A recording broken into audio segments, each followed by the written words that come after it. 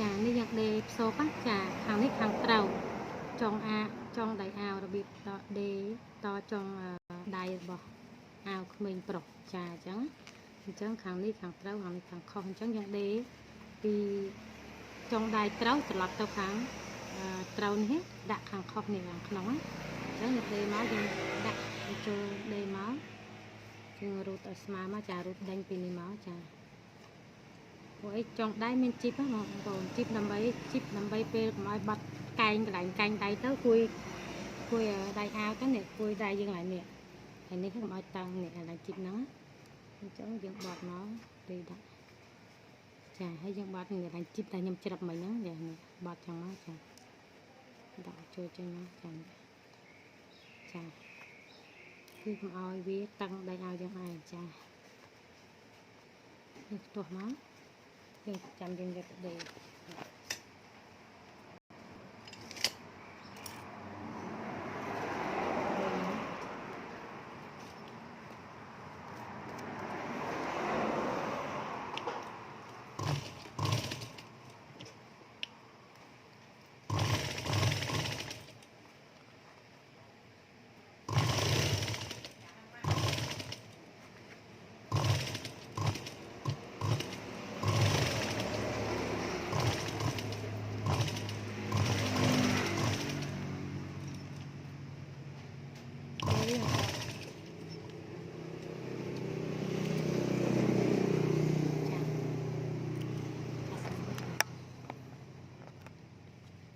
ជុកទៅចេញមកចានេះ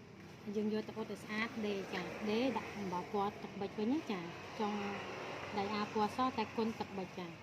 យើងដេបញ្ជាន់មកអ៊ុតឲ្យស្អាតហើយខ្ញុំដេបញ្ជាន់មកនេះចានេះ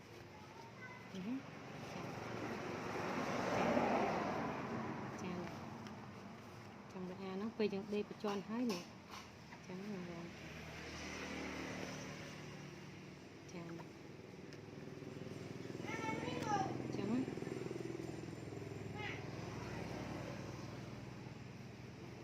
ពេលដាក់ចុងហ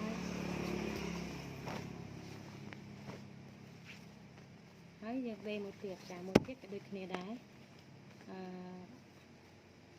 ជាងគ្នាបត់អានេះឡើងគ្នាដេក្រោមចុងដៃយើងហ្នឹងហើយយើងបត់មកនេះគ្រូដូចគ្នាមកចាអានេះហៅស្លឹកឫស្សីចាស្លឹកឫស្សីចាស្លឹកឫស្សីនេះចាស្លឹកឫស្សីបងប្អូនចានេះហៅស្លឹកឫស្សីអញ្ចឹងយើងដេដាក់បត់ស្អាតមកយើងជាហៅស្អាតចាតាមនឹងចាហើយនេះយើងច្រឹបតិចដើម្បីកន្លែងហ្នឹងបត់ហ្នឹងបងប្អូនបត់ចូលទៅក្នុងបត់ចូលចឹងមកឲ្យវាតឹងឡើងកែងដៃហ្នឹងគួយដៃចាចឹងមកយើងដេមកតាមមកដេយ៉ាងនេះខាងត្រូវចឹងយើងដាក់ខាងក្នុងចាយកចុងដៃខាងត្រូវយើងនេះយកមកដេមកដើម្បីប្រឡប់ចាប្រឡប់ទៅខាងត្រូវចាទៅបងប្អូនចាទៅស្អាតយើងដេបានត្រឹមល្អចាតែបងប្អូនមួយរបៀបដេភ្ជាប់ចុងដៃចាហើយខ្ញុំនឹងមានវីដេអូថ្មីទៀតដើម្បីចែករំលែកចា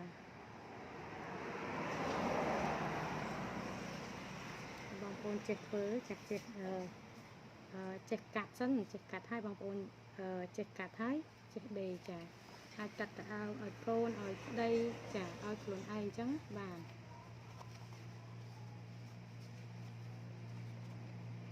អញ្ចឹងយើងរៀបមកដាក់កណាត់ចា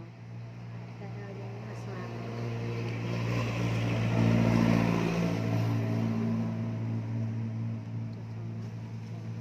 នេះយើងផ្ទុំមក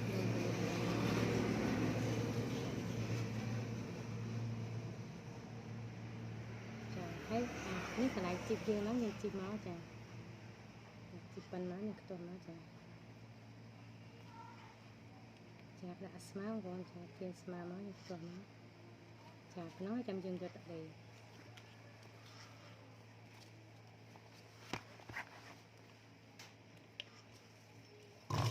ខាងក្នុងដេចេះសបានតែពេលដែលយើងដេបញ្ជាន់ខាងក្រៅនេះចាគឺដាក់ទឹកប៊ិចនឹងស្អាតហ្នឹងបងចាដូរចេះដាក់ចេះដេពណ៌ទឹកប៊ិចចាមកជាន់ស្អាតមកចា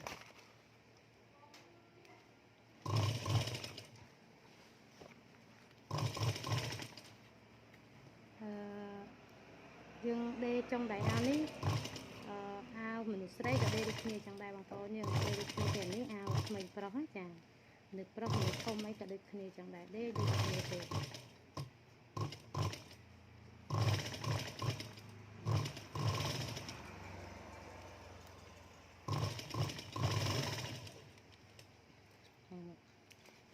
ាដំជួយចេញមកយើងយកអ៊ុតឲ្យស្អាតហ្នឹងចាអ៊ុតឲ្យស្អាតហើយចាំយើងប្រឡាត់ចុងដៃយើងមកវាកាត់មកប្រយ័ត្នមកគួរដាក់ដាច់ចុងដៃអាវនេះអ៊ុតតាមមកស្អាតមកយើងប្រឡាត់វាដេកចេញមកនេះខាងក្នុងចាដេកជាន់ខាងក្នុងមកវិញមកចាដូរជិះគាត់ដេកទៅឲ្យស្អាតណាហៅចុងដៃអាវចាបាយបាយ